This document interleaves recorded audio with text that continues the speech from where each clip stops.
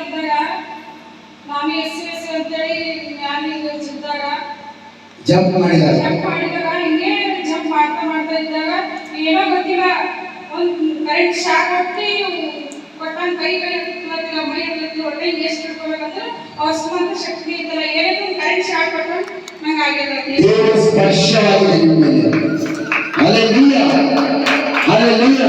ನೋಡಿ, ದೇವರು ನೀವು ಯಾವಾಗ ನಂಬಿಕೆ ಇಟ್ಟು ಬರ್ತೀರೋ, ದೇವರ ಸ್ಪರ್ಶವಾದ್ರೆ ಸುಮ್ಮನೆ ಅಲ್ಲ, ದೇವರು ನಿಮ್ಮ ಜೀವಿತವನ್ನು ಬದಲಾಯಿಸಿದಕ್ಕೋಸ್ಕರ ಆತನ ಸ್ಪರ್ಶವನ್ನು ಮೇಲೆ ಬರಲಿಕ್ಕಿದೆ.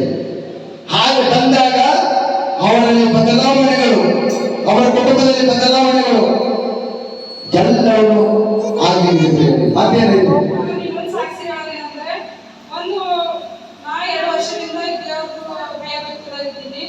ಆಮೇಲೆ ನಾವು 10 ವರ್ಷದಿಂದ ಮನೆ ದೂರಾಗಿ ಮತ್ತೊಂದು ನಾನು ಇಲ್ಲಿ ಆಲಯದಾಗ ಬೇರೆ ಅಂತಿರ್ಬೋದು, ಈ ಆಲಯದಾಗ ಏನದ ಏನಿಲ್ಲ ಅಂತಿರ್ಬೋದು ಹೊರಗೆ ಜನ ಅಂದ್ರೆ ನಾನು ಭೀ ಇಲ್ಲಿ ಅನ್ನೋದಂತ ಅಂತಿದೆ. ಆಗ ಇಲ್ಲಿ ಬಂದು ಮೊಳಕಾಲ್ಮೂರು ದೇವ್ರೆ ನನಗೆ ಈ ಜೀವ ಸೋತ್ ಹೋಗಿದೆ.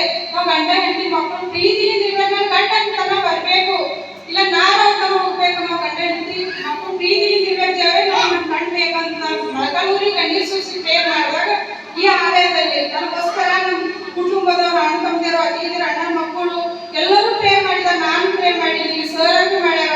ಈ ಆಲಯದಾಗ ಮಾಡಿದ ಮೇಲೆ ದೇವ್ರ ಬಂದ ಗಂಡ ಎಲ್ಲಿದ್ರು ನಾವು ಗಂಡ ಹೆಂಡತಿ ಹೊಂದ್ಕೊಂಡಿದ್ದೀವಿ, ಪ್ರೀತಿಯಿಂದ ಇದ್ದೀವಿ.